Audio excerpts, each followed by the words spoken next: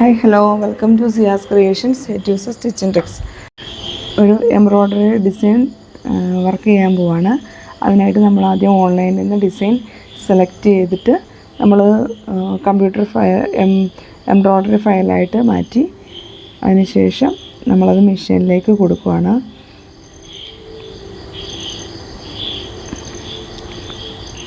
Complete വരച്ചതിന് ശേഷം നമ്മളത് try ചെയ്ത് നോക്കി പിന്നീട് നമ്മൾ മെഷീനിലേക്ക് കൊടുത്തു. മെഷീനിൽ നമുക്ക് മെറ്റീരിയലിന് ആവശ്യമായ കളർ കോമ്പിനേഷനൊക്കെ നോക്കി നമ്മൾ നൂല് സെലക്ട് ചെയ്തിട്ട് നമ്മൾ മെഷീനിലേക്ക് ഇട്ട് കൊടുത്തു.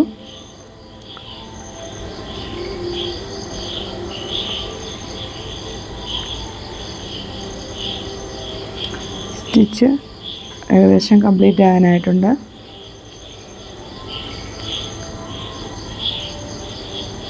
ഇനി ത്രെഡ് വർക്ക് കഴിഞ്ഞതിന് ശേഷം ബീഡ്സ് വർക്ക് ചെയ്ത് കൊടുക്കാനായിട്ടാണ് വിചാരിച്ചിരിക്കുന്നത്.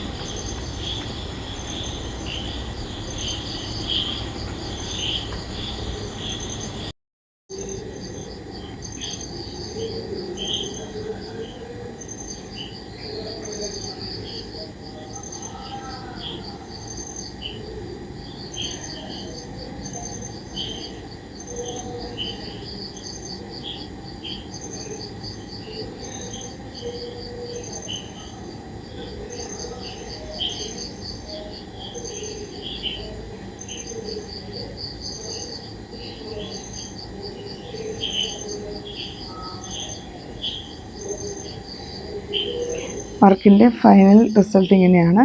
അതിലേക്ക് നമ്മൾ ആരി വർക്ക് ചെയ്യാനായിട്ട് അയൺ സ്റ്റാൻഡിലേക്ക് അത് പിൻ ചെയ്ത് കൊടുത്തു. അതിനുശേഷം നമുക്ക് കട്ട് ബീഡ്സ് ഉപയോഗിച്ചിട്ടാണ് വർക്ക് ചെയ്യാൻ വിചാരിക്കുന്നത്. അതിനായിട്ട് വേണ്ട കട്ട് ബീഡ് സെലക്ട് ചെയ്തു. വൈറ്റും സിൽവറും കളറാണ് ഞാൻ സെലക്ട് ചെയ്തത്. അതിൽ പിങ്ക് ഷെയ്ഡ് വരുന്ന ഭാഗത്തെല്ലാം വൈറ്റ് കട്ട് ബീഡ്സ് കൊണ്ട് വർക്ക് ചെയ്യാനും ലീഫ് വൈറ്റ് കൊടുത്തിരിക്കുന്നത് കൊണ്ട് അവിടെ സിൽവർ കൊണ്ട് വർക്ക് ചെയ്യാനായിട്ടും പ്ലാൻ ചെയ്തു. അതിനനുസരിച്ച് നമ്മൾ ബീഡ്സ് വർക്ക് ചെയ്ത് കൊടുക്കുകയാണ്.